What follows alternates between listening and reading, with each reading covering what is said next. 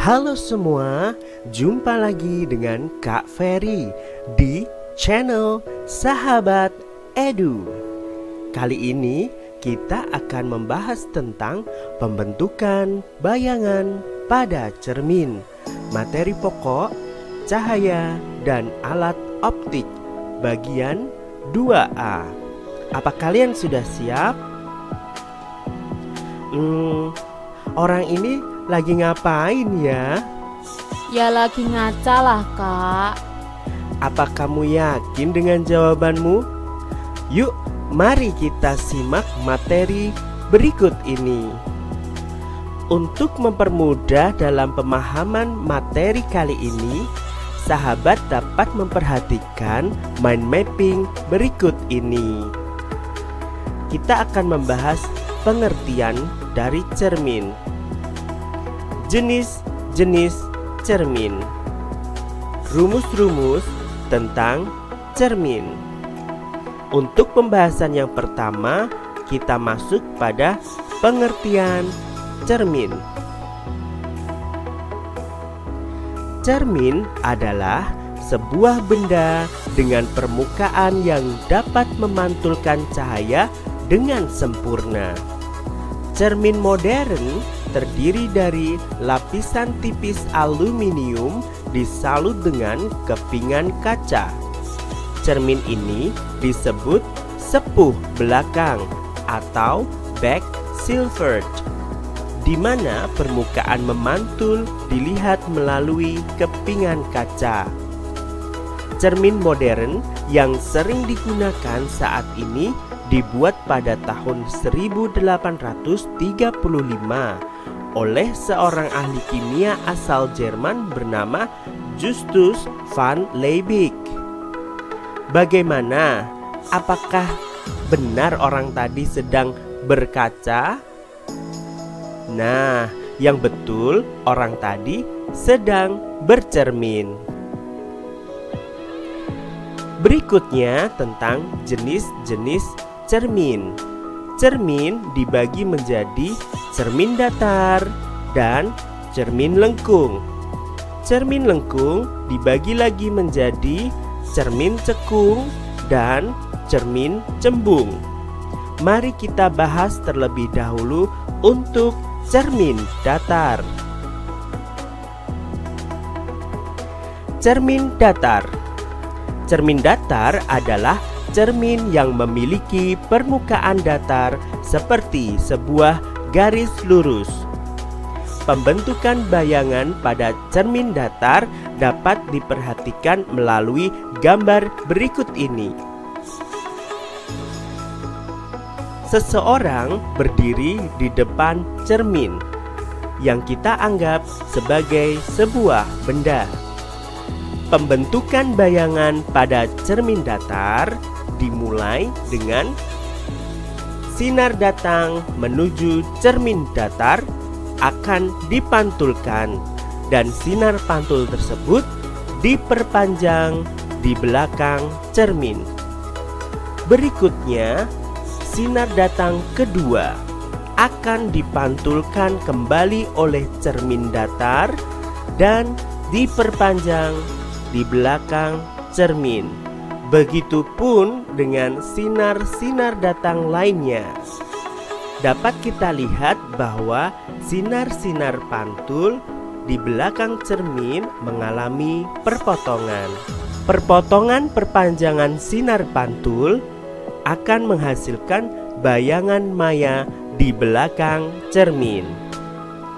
Sahabat, kita lihat bahwa bayangan dan benda memiliki tinggi yang sama. Begitu juga dengan jarak bayangan terhadap cermin sama dengan jarak benda terhadap cermin. Berdasarkan pembentukan bayangan pada cermin datar, maka didapatkan sifat-sifat bayangan pada cermin datar. Yang pertama, bayangan bersifat maya.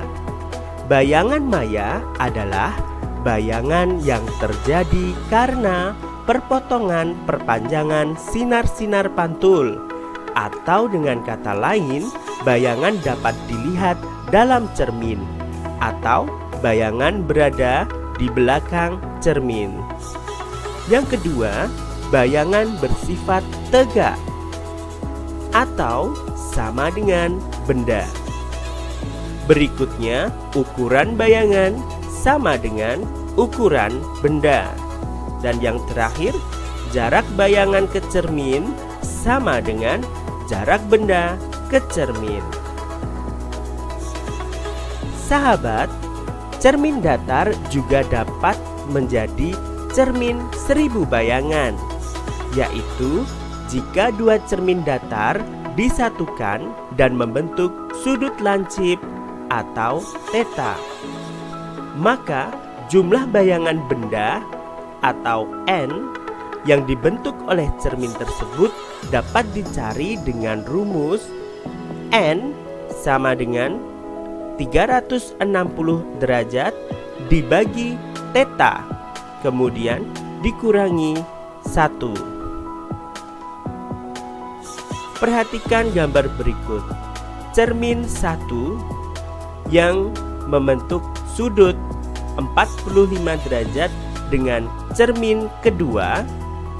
Jika di antara kedua cermin diberikan benda, misalnya benda titik, maka benda tersebut akan menghasilkan bayangan pada cermin 1 dan cermin 2. Bayangan pada cermin 1 akan membentuk bayangan pada cermin 2, sedangkan bayangan pada cermin 2 akan membentuk bayangan pada cermin 1. Hal ini akan berlaku berikutnya hingga membentuk bayangan terakhir. Jika dihitung, maka jumlah bayangan yang dihasilkan pada sudut 45 derajat adalah 7 buah bayangan. Hal ini sesuai dengan persamaan N sama dengan 360 derajat dibagi 45 dikurangi 1. Hasilnya 7 bayangan.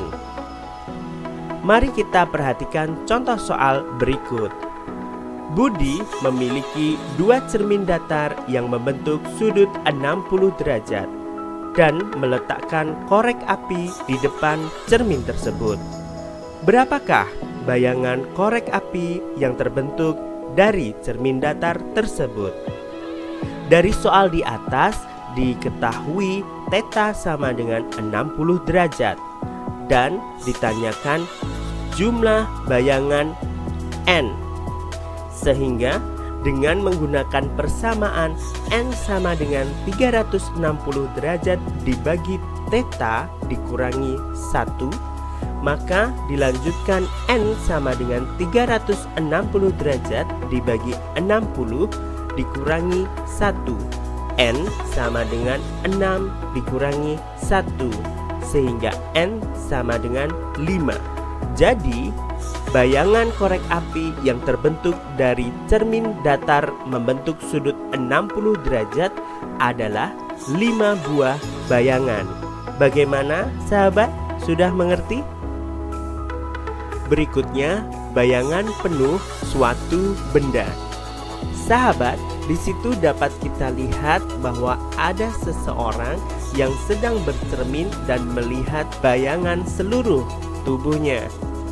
Seseorang yang ingin melihat seluruh tinggi badannya tertangkap dalam cermin datar membutuhkan cermin dengan panjang tertentu.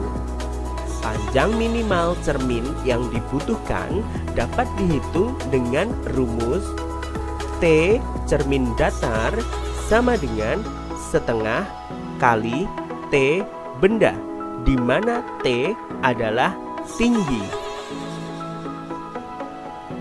Sebagai contoh, Doni memiliki tinggi 180 cm. Setiap berangkat sekolah, Doni selalu bercermin di cermin dinding rumahnya. Namun, Doni merasa kurang puas karena hanya bisa melihat bagian atas tubuhnya. Jika Doni ingin bercermin nampak seluruh tubuhnya, maka apa yang harus dilakukan? Berdasarkan contoh soal di atas, diketahui T benda sama dengan 180 cm. Ditanya T cermin. Dengan persamaan yang telah dijelaskan sebelumnya, T cermin sama dengan setengah kali T benda, maka T cermin sama dengan setengah kali 180 cm. Sehingga T cermin sama dengan 90 cm. Jadi, yang harus dilakukan Doni adalah mengganti cermin dinding rumahnya dengan cermin yang memiliki tinggi 90 cm. Baik sahabat, demikian pembahasan tentang materi pembentukan bayangan pada cermin datar. Sampai berjumpa di video-video selanjutnya. Salam pintar, salam hebat, luar biasa. Sahabat Edu, always inspire you.